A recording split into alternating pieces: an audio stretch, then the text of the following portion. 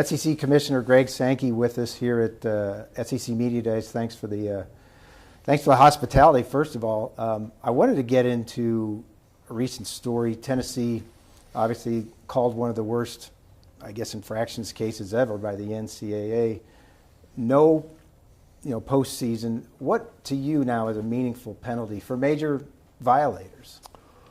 The reality is circumstances and times have changed. You had a Constitution Committee that was formed by the NCAA Board of Governors, and one of its outputs was the observation that to the greatest extent possible, we not punish uninvolved individuals. That results in what you saw.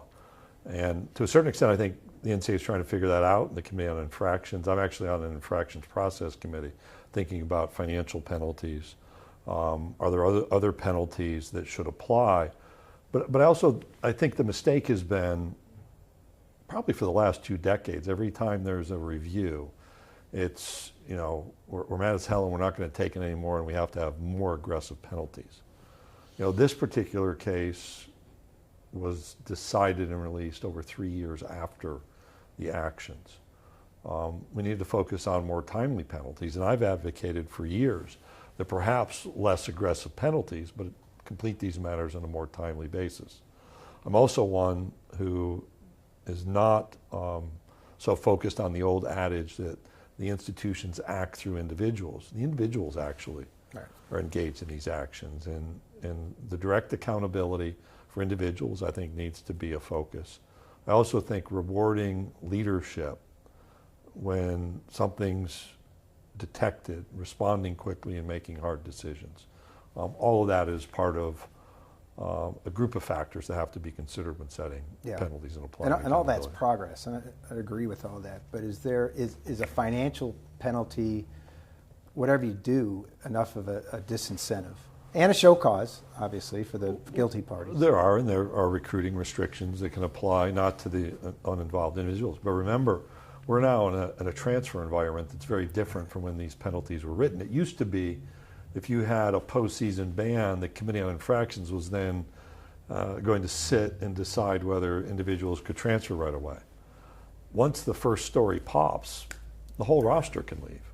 And now you're left with a circumstance where perhaps the old days of penalizing a name may seem comfortable, but the reality is you may have a roster full of people, a coaching staff, an athletic department, leadership team, university leadership team. They're not part of those wrong behaviors. That's why modernizing the oversight and accountability is an entirely appropriate conversation, as difficult as it may be. You're on that committee. Which way are you heading? It sounds like this is going to be the norm going forward. I don't think you just eliminate the existence of postseason bans, because if an institution decides to be obstinate, non-cooperative, particularly at the leadership level, that's why I think you have to turn the page to a new chapter where you're trying to figure out how to help institutions make decisions in such an effective basis. There really is nothing left for the NCAA to do. If that were intended as an objective, I think that would guide conversation in a new way. Yeah. Do we just have to be more and more aggressive with penalties? That's happened, and it hasn't stopped individual decision-making, individual behavior. So there has to be some adaptation of institutional penalties. I think aggressive fines can be entirely appropriate, but also accountability to individuals for their actions. Speaking of enforcement, the last NCAA guidelines regarding state laws and NIL seem to set up a sort of confrontation. In your opinion, does the NCAA have the enforcement will to take that on if there's a conflict? Yeah, I think leadership is in the process of making those decisions. What's important is the NCAA's messaging of late has been a progression since 2021 when state laws became effective. And people are going to have to adapt to that. There are circumstances where NCAA policies create conflicts potentially with state laws. Those, though, are pretty small. So the state laws are generally permissive, which means athletic programs and teams can follow the NCAA guidelines and not conflict with state laws. I think that's lost in this discussion of we're going to follow state laws. Then you have this issue where states, and I think New York was the most recent, that bar associational penalties for violations around this activity. It's a really odd place to be, where a state is deciding that whether it's the NCAA or a conference can't enact penalties. But you know what, Dennis, I think there's a history there that informs some of the decisions, that when we talk about accountability postseason bans falling on uninvolved individuals, there's a residual from some of those decisions historically that have guided some legislatures, but we're going to have a reset around these policies. The last time we talked in Destin, a lot of these laws you're talking about are in the SEC footprint, and a sort of, I don't know, plan B without congressional uniform standard is to go state by state and trying to convince these legislators to change. Is that sort of a Hail Mary if there is a plan B? Well, I think there's actually 5 focus points for activity. So I don't look at this as plan A and then you go to plan B. I look at the full field of play, which includes Congress, the courts, the states, the conferences, and the NCAA. So there are 5 fields of play, and we have to be active in all of those. I also think it's a mistake to simply say, well, recently states in the SEC footprint have. Because we can go back to the original law adopted in California, which allowed for enrolled student athletes, universities in that state, to pay, to engage in economic payments for student athlete name, image, likeness. That was the very first law. You then saw laws in our footprint that were actually pretty well considered, Florida being first. Couldn't deal with everything that we think needs to be dealt with at the congressional level, but across the country, those laws weren't enforced that we know of. We know of no enforcement action at a state level. You now have states pulling back from healthy laws and saying, not only are we not going to enforce whatever laws we have, but we're not going to allow anybody else to enforce those laws. That underscores that Congress is the only place to resolve these issues so you can have a national standard for college competition, which I think is fundamental to conducting Final Fours, college football playoffs. And so there's going to have to be adjustment needed. Could there be a confrontation? Sure.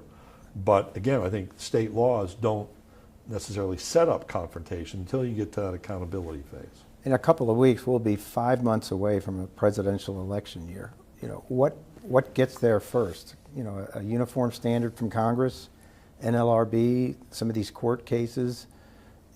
Basically, do you see it as like 5 months to get this done? Because there'll at least be a pause in 2024 from the legislators. It'd be nice to have it done by the end of this calendar year, but I can control that which I can control. And I don't control votes in Congress, what gets to the floor. I don't control court decisions. I don't control what lawsuits may be filed. We introduced to our membership conference policies in general back in March that need to be considered for our own self-regulation.